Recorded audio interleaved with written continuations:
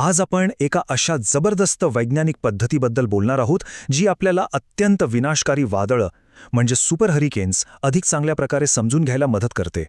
जरा विचार करा की आपण एखाद्या चक्रीवादळाला त्याची सगळी गुपितं सांगायला भाग पाडू शकलो तर. खरं तर शास्त्रज्ञांसमोर हेच तर सगळ्यात मोठं आव्हान आहे की या प्रचंड विनाशकारी वादळांच्या आत नेमकं काय घडत असतं ते कसं समजून घ्यायचं. तर मग खरी अडचण नेमकी कुठे आहे, म्हणजे या सगळ्यात शक्तिशाली वादळांचा अभ्यास करणं इतकं अवघड का होऊन बसलंय. चला हेच समजून घेऊया. आता ही गोष्ट बघा, अमेरिकेत जे काही वादळांमुळे नुकसान होतं त्यातलं तब्बल 85% नुकसान हे फक्त काही मोजक्या पण प्रचंड शक्तिशाली वादळांमुळे होतं, म्हणजे श्रेणी 3, 4 किंवा 5च्या. पण गंमत म्हणजे ही वादळं एकूण वादळांपैकी फक्त 24%च असतात. आणि म्हणूनच कम्प्युटरवर त्यांची प्रतिकृती म्हणजे सिम्युलेशन तयार करणं हे प्रचंड अवघड आणि महागडं काम आहे. शेकडो हजारो सिम्युलेशन चालवले तरी असे एखादं विनाशकारी वादळ त्यात तयार होईलच याची काहीही शाश्वती नसते. हा आलेख पाहिला की ही अडचण अगदी स्पष्ट होते. ह्या ज्या निळ्या रेषा दिसतायत ना, त्या आहेत 100 नेहमीच्या सिम्युलेशन्सचे निकाल, आणि ती एकटी लाल रेषा तो आहे ह्या नवीन स्मार्ट पद्धतीचा अचूक निकाल. यावरूनच कळतं की जुन्या पद्धतीत किती वेळ, पैसा आणि कम्प्युटरची शक्ती अक्षरशः वाया जाते. म्हणजे याचं गणित साधं आहे.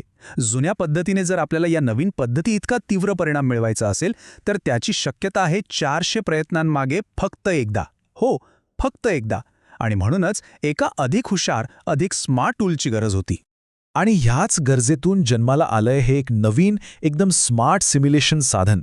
याचं नाव आहे ॲक्शन मिनिमायझेशन. आता हे ॲक्शन मिनिमायझेशन म्हणजे काय?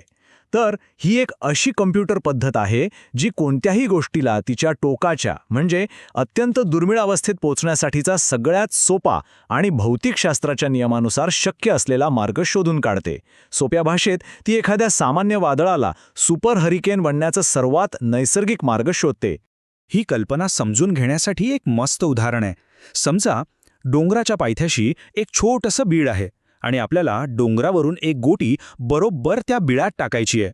जुनी पद्धत म्हणजे काय, तर 10,000 गोट्या डोंगरावरून ढकलून द्यायच्या आणि आशा करायची की त्यातली एक तरी त्या बिळात जाईल. पण ॲक्शन मिनिमायझेशन असं करत नाही. ते फक्त एकच गोटी घेतं आणि तिला वाटेत अगदी छोटे छोटे अचूक धक्के देऊन तिला तिच्या लक्ष्यापर्यंत पोहोचण्याचा सर्वात सोपा मार्ग दाखवतं. फरक लक्षात आला ना? तर ही पद्धत नक्की काम कशी करते? याचे 3 सोपे टप्पे आहेत. सगळ्यात आधी एका सामान्य अस्तित्वात असलेल्या वादळाचं सिम्युलेशन घेतलं जातं. त्यानंतर अल्गोरिदम काय करतो, तर वारा, तापमान, दाब यांसारख्या गोष्टींना अगदी छोटे छोटे पण भौतिकशास्त्राच्या नियमात बसणारे धक्के देतो. आणि तिसऱ्या टप्प्यात तो याच धक्क्यांना अशा प्रकारे जुळवतो की त्या वादळाला अधिक शक्तिशाली बनण्याचा सर्वात सोपा पाथ ऑफ लीस्ट रेझिस्टन्स सापडतो. बरं, हे सगळं ऐकायला तर खूप छान वाटतंय, पण प्रत्यक्षात हे काम करतं का, सिद्धांत खरा आहे की नाही हे तपासण्यासाठी शास्त्रज्ञांनी 2 खऱ्या-खुऱ्या चक्रीवादळांवर ही पद्धत वापरून बघितली. आणि ते 2 गिनीपिग्स होते. 2015 मधलं हरिकेन डॅनी आणि 2009 मधलं हरिकेन फ्रेड. विशेष म्हणजे ही दोन्ही वादळं श्रेणी 3ची होती आणि ती समुद्रावरच राहिली, जमिनीवर आली नाहीत. त्यामुळे त्यांचा अभ्यास करणं शास्त्रज्ञांसाठी सोपं होतं. आणि मग जे निकाल आले ते खरंच थक्क करणारे होते. या आलेखांमध्ये बघा, डावीकडे डॅनी आणि उजवीकडे फ्रेड. निळी रेषा जे दाखवतीये तो आहे त्या वादळाचा मूळ दाब, आणि आता ती नारंगी रेषा बघा, ॲक्शन मिनिमायझेशन वापरल्यानंतर त्या वादळाच्या केंद्रबिंदूवरचा दाब किती खाली आलाय.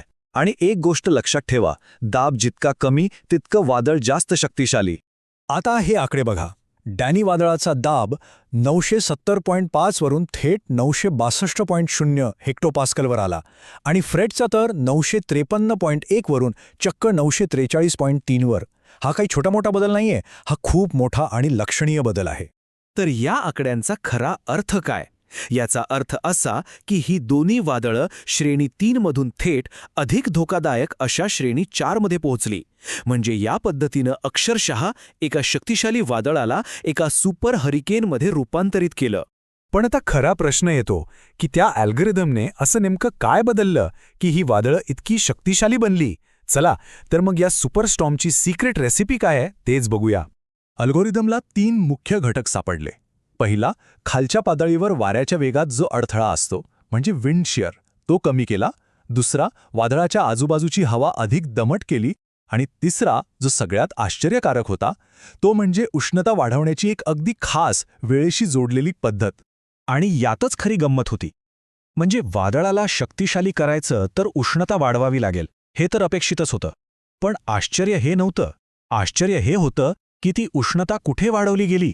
ती वादळाच्या मध्यभागी नव्हती, तर पूर्णपणे वेगळ्याच ठिकाणी होती. या चित्रात बघा म्हणजे लक्षात येईल.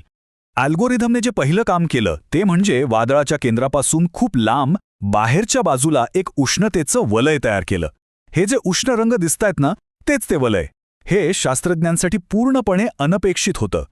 आणि मग काय झालं? मग वादळानेच ही बाहेरची उष्ण आणि दमट हवा आपल्या केंद्राच्या दिशेने खेचून घेतली. अगदी एखाद्या इंजिनला जसा इंधनाचा पुरवठा होतो तसंच. आणि या अतिरिक्त इंधनामुळेच वादळाची शक्ती प्रचंड वाढली.